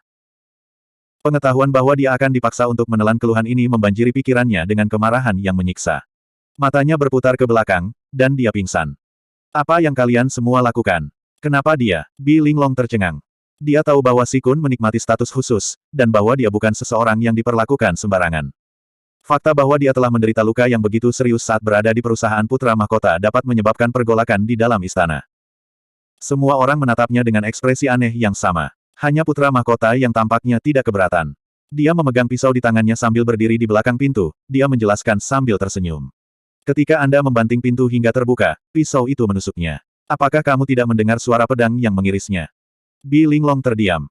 Sekarang dia memikirkannya, dia memang mendengar sesuatu seperti itu. Tapi dia sangat marah sehingga dia tidak terlalu memperhatikannya. Dia merasa seperti kehilangan akal sehatnya. Apa-apaan ini semua? Dia adalah putri mahkota yang mulia, namun dia secara pribadi telah mengebiri seorang pria. Jika berita keluar, itu akan menyebabkan kesalahpahaman yang mengerikan. Zuan terbatuk dan angkat bicara. Ini bukan salah putri mahkota. Bahkan jika putri mahkota tidak ada di sini, dia masih akan terluka di sana. Kami berdua bersumpah, dan dia tidak punya siapa-siapa selain dirinya sendiri untuk disalahkan. Jika putri mahkota tidak masuk, sesuai dengan ketentuan sumpah, dia mungkin akan segera kehilangan nyawanya. Putri mahkota benar-benar menyelamatkan hidupnya. Su kecil dan He kecil berbicara setuju. Mereka tidak mengira keluhan mereka terhadap Tuan Muda akan diselesaikan begitu cepat. Anda dapat menyinggung orang lain, tapi jangan menyinggung kami Kasim. 2. Bi Linglong akhirnya tersadar dari linglungnya. Dia tiba-tiba menemukan Zuan jauh lebih menyenangkan. Dia terbatuk ringan, lalu dengan cepat menunjuk ke beberapa pelayan. Cepat, beritahu tabib Zuan. Bawa dia ke rumah sakit kekaisaran. Beritahu dokter untuk menggunakan obat terbaik untuk mengobatinya. Darah yang keluar darinya terlalu mengerikan. Dia berbalik dengan tegas. Keluar dari akal pikiran. Saat Si Kun dibawa keluar, Bilinglong tidak berminat untuk mencaci maki putra mahkota lebih jauh. Sebaliknya, dia menginterogasi para kasim dan penjaga tentang apa yang telah terjadi, dan memastikan bahwa mereka meluruskan cerita mereka, dengan harapan mencegah pertumpahan darah antara klan Si dan keluarganya sendiri. Zuan kurang lebih dibiarkan sendiri. Sepertinya tidak ada yang memperhatikannya. Dia melihat pisau di tanah. Putra mahkota telah membuang mereka sebelumnya, takut putri mahkota akan memarahinya lebih jauh. Merasa penasaran, Zuan mengambilnya. Sejak awal, dia bisa merasakan bahwa mereka spesial. Bagaimanapun, mengingat kekuatan dan kemampuan regeneratifnya saat ini, bahkan senjata tingkat surga pun tidak akan mampu menimbulkan ancaman besar baginya. Reaksi Si Kun membuktikan kecurigaannya. Rasa sakit yang dirasakan pemuda itu tampaknya tidak hanya fisik, sepertinya juga mempengaruhi jiwa. Dia menyentuh bilahnya, dan sensasi sedingin es membuat jiwanya sangat tidak nyaman. Saat seseorang berjalan di jalur kultivasi, seseorang akan menggunakan ki dunia untuk melunakkan dagingnya. Dari peringkat master dan seterusnya, seseorang kemudian akan melunakkan jiwa. Hanya setelah mencapai peringkat ke-9 dan menstabilkan daging, daging akan menjadi cukup kuat untuk memanfaatkan kekuatan yang berasal dari konsumsi jiwa. Tentu saja, ini tidak berarti bahwa mereka yang berada di bawah peringkat master tidak memiliki jiwa. Jiwa selalu ada, tetapi pembudidaya peringkat master dapat memanifestasikan jiwa mereka dan menggunakannya untuk menyerang musuh mereka. Untuk pembudidaya di bawah peringkat master, jiwa tidak terlihat dan tidak berwujud, tetapi masih ada. Jika seseorang menderita luka pada jiwa, itu adalah akhir dari prospek mereka untuk berkultivasi. Si Kun benar-benar mengeluarkan sesuatu yang sangat kejam untuk digunakan melawannya. Ekspresi Zuan menjadi dingin. Si Kun pantas mendapatkan setiap bagian terakhir dari apa yang dia dapatkan. Karena tidak ada yang memperhatikannya, dia diam-diam menyimpan pisau di dalam brilliant glass bed miliknya. Meskipun bila ini sangat berbahaya, tidak dapat disangkal bahwa itu adalah harta yang tak ternilai. Mereka mungkin berguna nanti. Dia memperhatikan karakter, pemenggalan abadi, yang diukir pada bilahnya. Pisau pemenggalan abadi. Zuan tercengang. Dia ingat bahwa, di dunia, penobatan para dewa, ada seorang Taois, Luya, yang senjata terkuatnya adalah pisau pemenggal kepala abadi. Dia dengan cepat menggelengkan kepalanya. Meskipun pisau ini tangguh, pisau pemenggalan abadi dari legenda bisa menebas dewa dan iblis. Ini pasti tidak sama. Dia menghitungnya. Ada 3 total. Untuk beberapa alasan yang aneh, dia merasa bahwa itu bukanlah satu set yang lengkap. Tunggu, satu masih tersangkut di selangkangan Si Kun. Kelopak mata Zuan berkedut ketika dia ingat di mana pisau itu menancap. Tiba-tiba, sepertinya dia tidak menginginkannya lagi. Namun, dia tahu bahwa seluruh rangkaian harta ini, ketika digunakan bersama, akan jauh lebih kuat daripada jika digunakan secara individu, seperti bagaimana peralatan di dunia sebelumnya berfungsi lebih efektif ketika set yang tepat digunakan bersama-sama. Karena Putri Mahkota masih sibuk menegur para pelayan Istana Timur, dia langsung menuju rumah sakit. Dia bisa menggunakan kesempatan ini untuk membiasakan diri dengan interior Istana Kekaisaran. Dia dihentikan dan diinterogasi oleh beberapa penjaga di sepanjang jalan, tetapi setiap kali, dia mencabut tanda yang menandai dia sebagai sekretaris Putra Mahkota dan mengatakan bahwa dia mengunjungi Si Kun yang terluka, atas perintah Putra Mahkota dan Putri. Tidak ada penjaga yang meragukannya. Lagi pula, mereka belum pernah melihat orang yang berani berbohong tentang perintah Putra Mahkota. Tentu saja, Zuan adalah seorang transmigran, jadi dia tidak memiliki tahayul yang sama dengan penduduk asli dunia ini. Selain itu, akan sangat normal bagi Putri Mahkota untuk mengirim seseorang untuk memeriksa individu yang terluka. Mungkin tidak sekarang, karena dia belum pulih dari keterkejutannya, tetapi dia pasti akan mengirim seseorang nanti.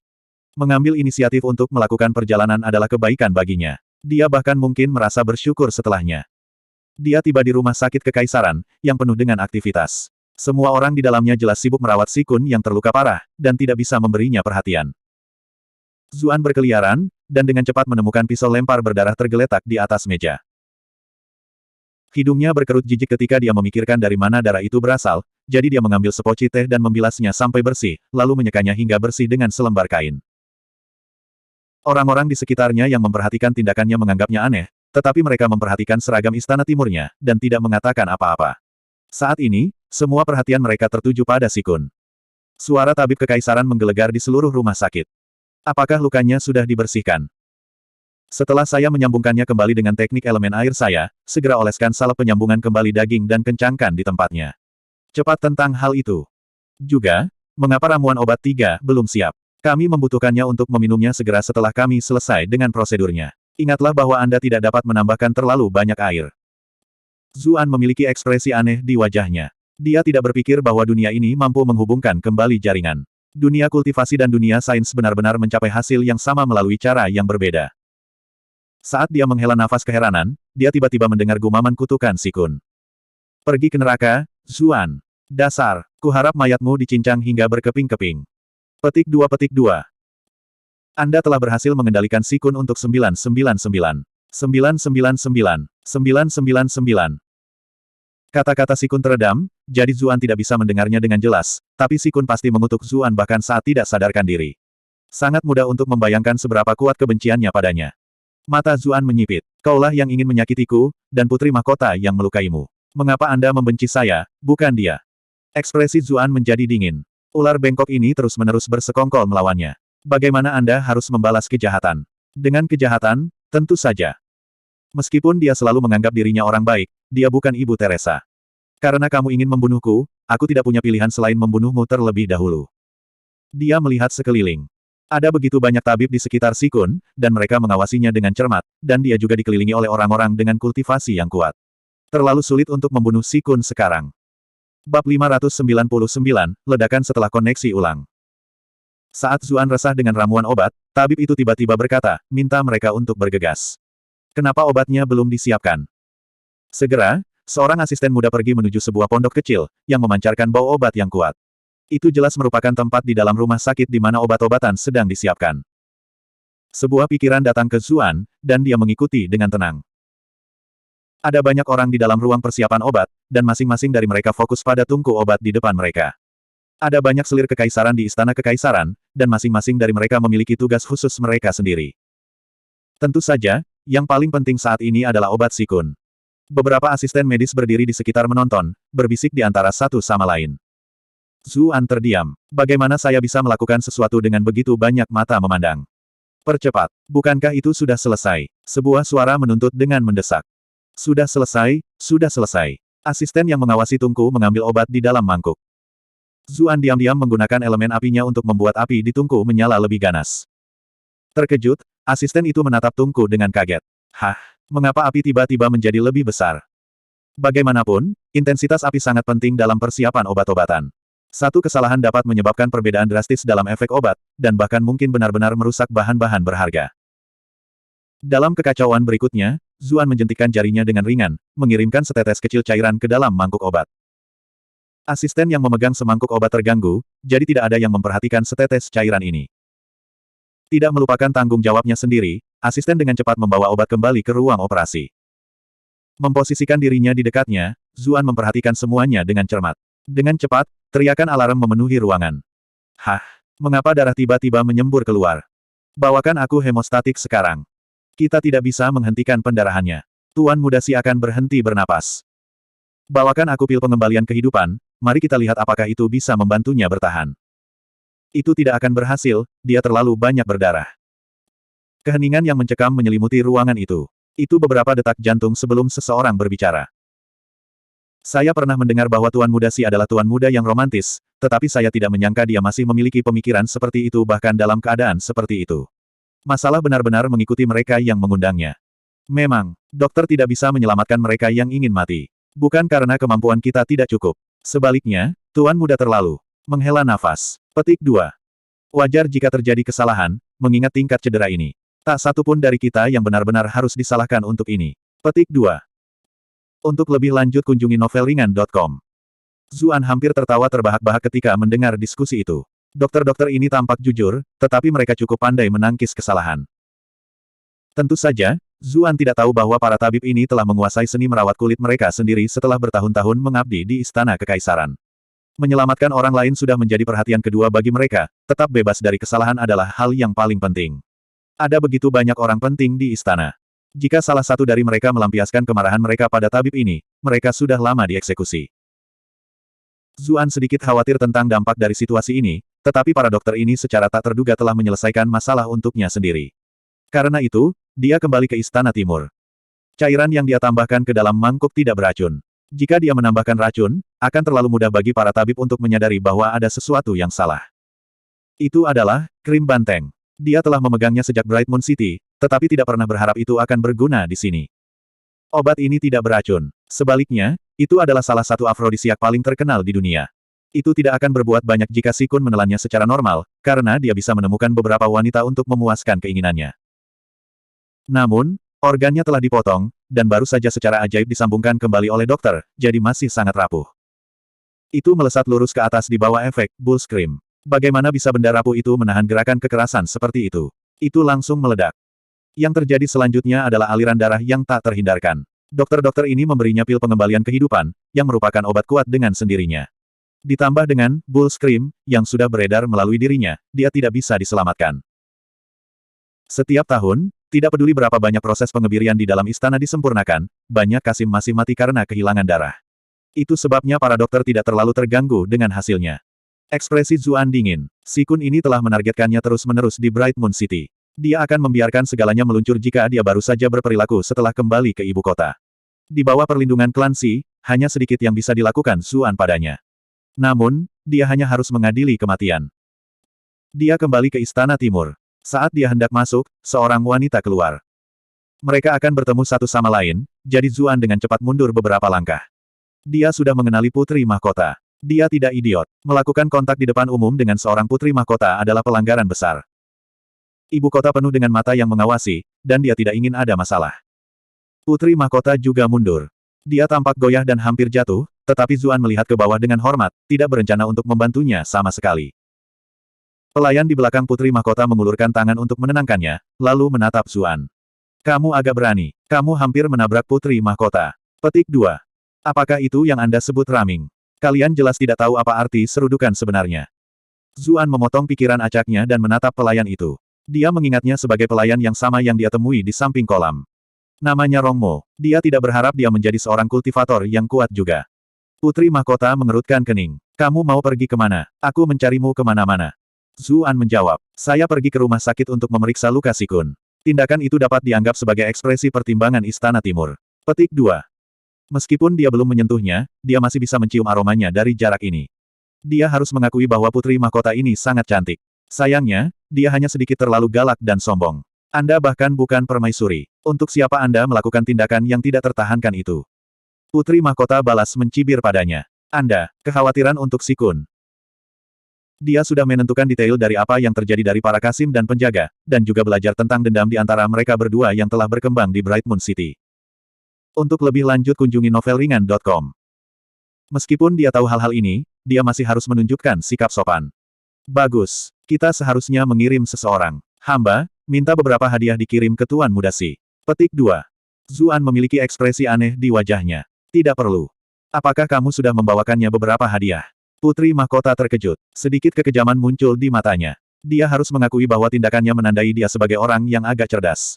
Namun, tidak selalu baik bagi pelayan untuk menjadi terlalu pintar. Bukan itu masalahnya. Zuan berhenti sejenak, lalu berkata, ketika saya tiba di rumah sakit, saya mendengar orang-orang di dalam mengatakan bahwa luka Tuan Muda itu tiba-tiba terbuka lagi, dan tidak ada cara bagi mereka untuk menghentikan pendarahan. Dia sudah meninggal. Diteruskan. Putri Mahkota gemetar, kulitnya menjadi pucat lagi. Lagi pula, dialah yang mendorong pedang itu. Meskipun tidak ada kemungkinan klan Si mengutuknya, klan Si tetaplah klan yang hebat. Masalah pasti akan menyusul setelah insiden semacam itu. Dia menghirup napas dalam-dalam. Panggil semua orang yang terlibat dalam masalah ini sekarang. Mari kita pastikan kita semua jelas tentang apa yang baru saja terjadi. Dia agak tegas.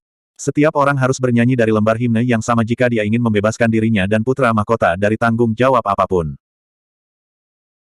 Putri Mahkota berpikir untuk mengalihkan semua kesalahan ke Zuan, tetapi dia menganggap bahwa dia mungkin membalas dengan mengungkapkan bahwa dialah yang membanting pintu hingga menyebabkan cedera Si Kun, dan menyerah pada gagasan itu.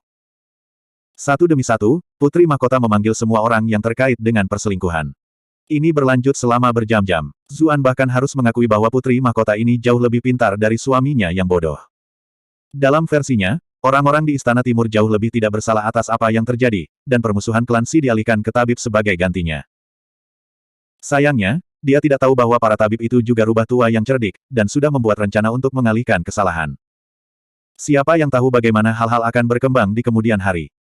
Saat Zuan hendak meninggalkan istana setelah shift-nya, seorang Kasim yang lebih rendah menghentikannya.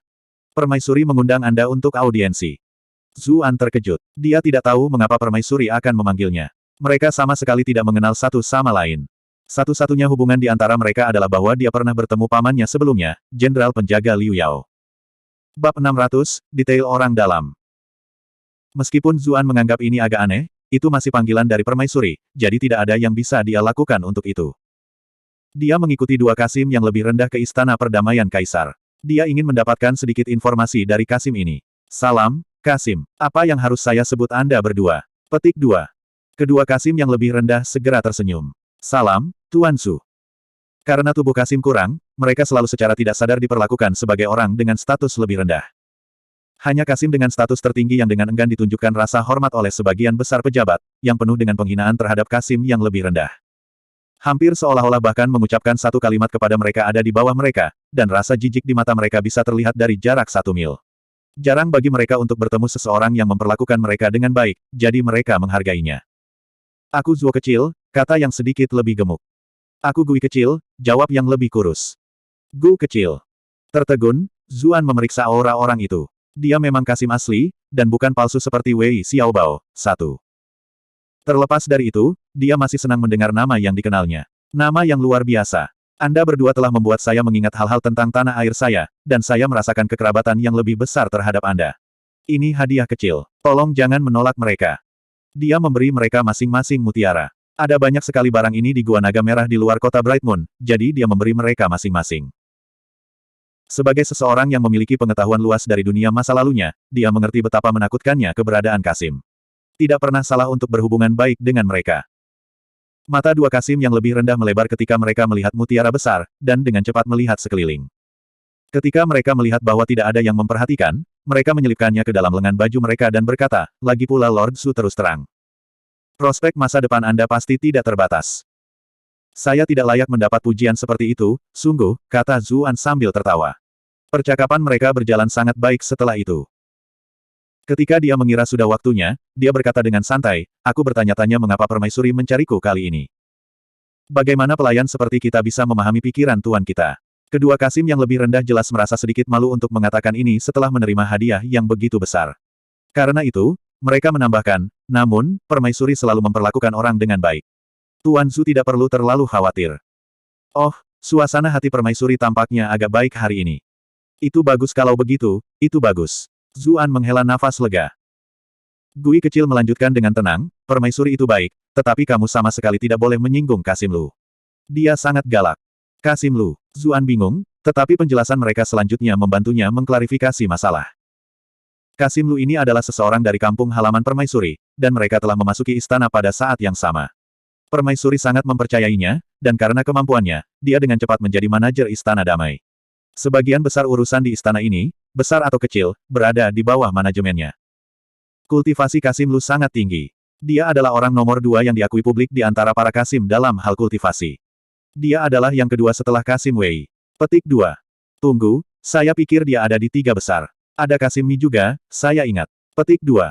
Pria itu sudah hilang selama beberapa dekade. Anda tidak bisa memasukkan dia lagi. Zuan memiliki ekspresi aneh di wajahnya saat dia melihat percakapan mereka. Mereka mungkin sedang membicarakan Wei dan Old Mi. Sangat mudah untuk membayangkan seberapa tinggi kultivasi Kasim Lu, jika dia dianggap setara dengan keduanya. Selanjutnya, Kasim Lu ini sebenarnya berasal dari kampung halaman permaisuri dan bergabung dengan istana pada saat yang bersamaan. Mungkinkah mereka sepasang kekasih yang terpaksa berpisah karena wanita itu diambil sebagai selir? Apakah pria itu tidak mau meninggalkannya, bergabung dengan istana sebagai Kasim juga? Brengsek, karakter seperti apa yang Anda miliki untuk melakukan sesuatu seperti itu? Semakin dia merenungkannya, semakin besar kemungkinannya. Cucuyan telah memberitahunya bahwa permaisuri saat ini bukanlah ibu putra mahkota, tetapi adik perempuan wanita itu.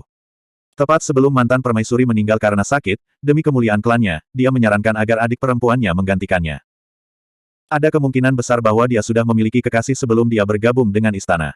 Namun, karena klannya, dia tidak punya pilihan selain menerima nasib ini. Cucuyan atau Sang Hong tidak akan memiliki firasat tentang cerita orang dalam ini. Membeli 2 Kasim ini dengan 2 mutiara pasti sepadan. Dia harus menemukan kesempatan untuk mengenal Su kecil dan He kecil di Istana Timur juga. Untuk lebih lanjut kunjungi novelringan.com. Sai, Itu bukan salahku, aku punya begitu banyak uang sehingga aku bisa melakukan apapun yang aku mau. Mereka segera tiba di luar istana perdamaian. Permaisuri, kami telah tiba dengan Tuan Zhu, dua Kasim yang lebih rendah mengumumkan dengan hormat. Masuk, jawab suara lembut, yang juga membawa sedikit prestise. Suasana keagungan ini mungkin telah berkembang secara alami, setelah menjadi ibu dari sebuah kerajaan selama beberapa waktu. Meskipun demikian, suaranya masih terdengar sangat lembut. Zuan tidak bisa tidak mengingat putri mahkota. Suaranya juga agak enak didengar, tapi dia terlalu galak. Anda harus belajar dari permaisuri. Kedua Kasim yang lebih rendah mendorong pintu dan membawa Zuan masuk. Zuan tidak memiliki banyak reservasi. Dia telah diberi misi rahasia oleh Kaisar, jadi tidak mungkin permaisuri akan memasang jebakan untuknya di sini. Interiornya dipenuhi dengan aroma cendana dan rouge yang langsung menenangkan pikiran semua orang yang masuk. Gumpalan niat membunuh yang tersisa masih mengintai di benaknya setelah berurusan dengan Si Kun, tetapi semuanya menghilang sekarang. Dia melihat ke dalam. Tirai mutiara memisahkan ruangan menjadi dua, di belakangnya duduk seorang wanita berjubah phoenix di kursi tinggi. Asap dari dupa cendana yang terbakar di sampingnya membuatnya tampak kabur. Bahkan dengan kultivasi Zuan saat ini, dia hampir tidak bisa melihat kecantikan setengah baya. Kulitnya cerah, dan wajahnya bermartabat. Tidak adil menyebutnya setengah baya, karena para wanita dari dunia kultivasi mempertahankan kecantikan mereka dengan baik. Setelah seorang kultivator mencapai tingkat tertentu, mereka dapat memastikan bahwa penampilan mereka tidak menua terlalu cepat. Di dunia pembudidaya abadi, seorang wanita yang tampak berusia 18 tahun, sebenarnya bisa berusia 80, atau bahkan 8.000 tahun. Ini sedikit berlebihan, tentu saja, waktu akan tetap meninggalkan bekasnya pada akhirnya. Namun, dibandingkan dengan dunia masa lalunya, efeknya sudah dianggap sangat minim. Meskipun jubah Phoenix yang dia kenakan longgar, mereka masih tidak bisa sepenuhnya menyembunyikan sosoknya yang menggairahkan dan elegan. Bagian yang paling menarik perhatian adalah tubuh bagian bawahnya yang sangat dewasa. Pantatnya besar. James Harden pasti akan menjadi penggemarnya. Zuan dengan cepat menyapanya sambil mengagumi tubuhnya. Yang mulia, saya menawarkan salam saya. Satu hal yang baik tentang dunia ini adalah bahwa para pejabat hanya perlu memberikan salam biasa, mereka tidak perlu bersujud. Bentuk sapaannya juga tidak seketat dinasti masa lalu di dunianya. Bagaimanapun, mereka semua adalah kultivator, jadi mereka semua bangga. Berlutut sedikit terlalu memalukan, dan itu bisa dengan mudah merusak kepercayaan diri seseorang dalam kultivasi. Setelah mempertimbangkan semua ini, Kaisar memilih untuk tidak memaksakan masalah ini. Kau agak berani. Kamu benar-benar menatapku selama itu, kata permaisuri. Suaranya dingin dan acuh tak acuh. Untuk lebih lanjut kunjungi novelringan.com. Pengunjung lain ke Istana Damai semuanya sangat hormat, dan tidak ada dari mereka yang berani menatap langsung ke arahnya. Namun pria ini telah menatapnya, dan dengan tatapan yang begitu tajam juga. Dia bahkan memandangnya dari atas ke bawah. Tempat seperti apa yang orang ini pikir dia berada? Apa dia pikir aku gadis dari rumah pelacuran? Anda telah berhasil mengendalikan Liu Ning untuk 344 poin kemarahan. Mengikuti kemarahannya, seorang Kasim setengah baya tiba-tiba berjalan keluar, menatap Zuan dengan dingin. Gelombang tekanan yang kuat menyebar keluar darinya. Ini kemungkinan besar adalah Kasim Lu, yang telah dibicarakan oleh dua orang Kasim yang lebih rendah. Zuan tidak menyadarinya berdiri dalam bayang-bayang. Dia tampaknya berada di peringkat ke-9, setidaknya. Zuan mulai berkeringat. Dia tidak benar-benar menatapnya selama itu, tapi wanita ini terlalu sensitif. Dia segera menjelaskan dirinya sendiri. Saya mengharapkan Yang Mulia menjadi wanita yang bermartabat dan mengesankan, tetapi saya tidak mengharapkan Anda menjadi begitu lembut dan cantik. Itulah mengapa aku hanya bisa membiarkan pandanganku berlama-lama. Saya harus meminta maaf kepada permaisuri. Petik 2. Lembut dan cantik. Permaisuri terkejut, jatuh menjadi sedikit linglung. Sudah lama sekali sejak seseorang memuji kecantikannya. Kaisar sibuk dengan pekerjaannya dan jarang mengunjungi Istana Damai, sementara tidak ada orang lain yang berani mengatakan hal seperti itu padanya. Siapa yang tersisa baginya untuk terkesan dengan kecantikannya? Kasim Lu, Huff. Dia tidak mau menunjukkan sisi rapuhnya sekarang, jadi dia tersenyum dan berkata, mulutmu agak licin. Saya sekarang mengerti bagaimana nona pertama Chu ditipu. Petik 2. Meskipun dia memanggilnya licin, dia masih memiliki senyum lebar di wajahnya. Dia bukan orang yang galak atau kasar untuk memulai, jadi kemarahannya dengan cepat menghilang juga.